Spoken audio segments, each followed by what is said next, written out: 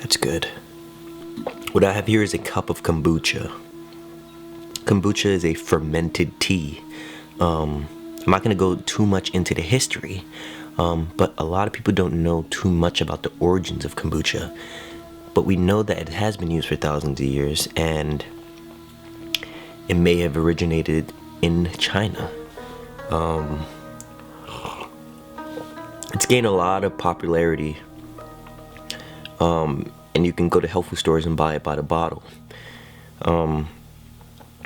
But there's another option. You can make it at home, and the process of making kombucha is actually really easy. I'm going to show you how. So what kombucha is a fermented tea. It's fermented by creating an environment for yeast bacteria to thrive, for this living thing to thrive, so it can make you a nice, good kombucha drink. So the first thing you need is a SCOBY. And what the SCOBY is actually a collection of the yeast bacteria that forms on top of your brew. You can either go to the store and buy a bottle of kombucha and grow your own, or you can get it from a friend, because all you need is a piece, and you feed it and it will grow. The color of the SCOBY is normally pink or tan, with little brown particles attached to it. It's pretty nasty looking, but pretty good tasting drink it makes. So that's step one, is obtaining a SCOBY from a friend or store bought. Step two, you want to get water. You want to get clean water. Myself, I don't use tap water. I use water to actually collect from a spring not too far from my home. And I think getting the purest, cleanest water you can find is the better way to go. So you want water that doesn't contain too many contaminants, because it could be detrimental to the health of your SCOBY.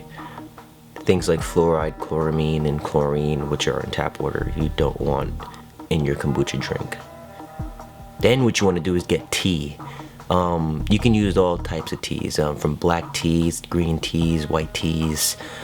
But black teas has been traditionally used to make kombucha, and it is actually the most nutritious for your SCOBY. And black tea also contributes to the healthier SCOBY by providing a balanced pH level. It's almost like growing a plant, but not. At the moment, I'm using two types of black teas to brew the kombucha. I'm using a Yunnan tea and a Assam tea. Pretty interesting teas. An interesting fact about Yunnan tea is it's native to the southwest frontiers of China, and they come from tea trees. And actually, Southern Asia is the only place in the world with native tea trees, and one of the oldest tea trees still alive today and still producing tea leaves is 1,700 years old. That's a plant that is 1,700 years old. That just kind of blew my mind. And then the other tea I'm using is Assam tea, which is actually comes from the part of India, named after the part of India that actually comes from, Assam. So I'm brewing two types of black teas, and I buy these teas loose. So what I do is I get coffee filters, and I put about a half a handful in each coffee filter and tie it up with some ties. And after I place the tea into the coffee filters, I steep them in the hot water until the water itself is cooled, and that's when I add the sugar. You can use many types of sugars. I've even heard of people using honey to brew kombucha, but I have never experimented with that. But hopefully I will sometime in the future. But I use organic cane crystals or raw sugar, which actually has been working fine for me. You can use conventional white sugar, but I avoid that because it may contain GMOs and pesticides residues, so I just don't want that kind of stuff in my kombucha drink. So I avoid those sugars. But the white sugar is actually pretty easy for the SCOBY to digest, so that's your call. So after your tea is brewed, you basically add the sugar, and you stir that up and make sure it's fully dissolved, and you let it cool back down to room temperature, and then you're okay to add your SCOBY. And when handling your SCOBY, you want to make sure your hands are extremely clean because you don't want to contaminate your batch of kombucha. And you don't want it to come into contact with metal. So give your hands a good wash and pick the SCOBY up and put it into the fresh batch that you just made.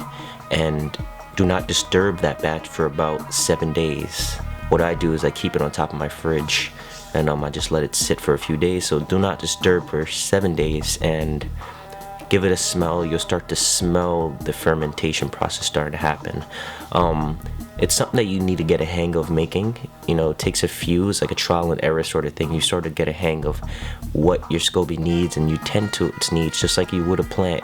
And you develop a sort of sense of understanding of how to brew this yourself. So it's something that you can explain to someone, but it's more of a hands-on process to really get good at.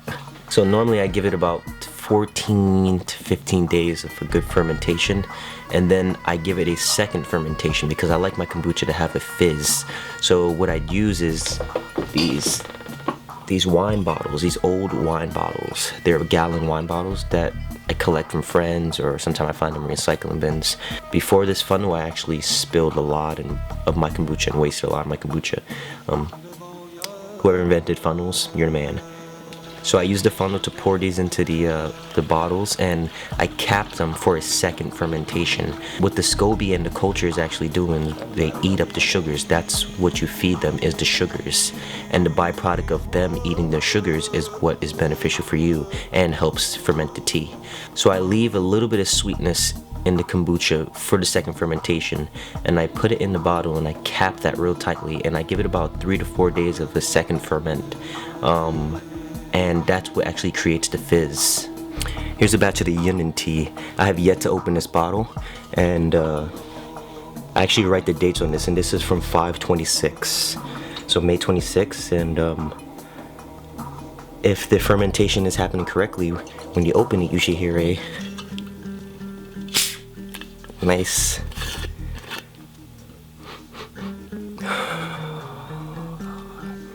to the average person, this probably would smell funky, but it doesn't taste, it tastes way better than it smells. It smells good to me though.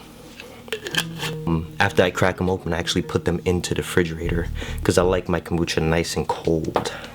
And the cool thing about preparing kombucha is that after you brew your own SCOBY, is you can cut a piece off and share it with a friend, and they can grow a SCOBY on their own, and so on and so on and so on. And people can have their own SCOBYs and kombuchas growing in their house. So it's actually pretty sustainable making kombucha. I hope this was a good demonstration on how to prepare your own kombucha. If you don't know where to get a SCOBY from, you can go online and look up the Kefir Lady. That's where I brought my SCOBY from. And there's tons of sources online where you can look up this information on how to make your own kombucha. So yeah, go out there and brew something. Thanks for watching.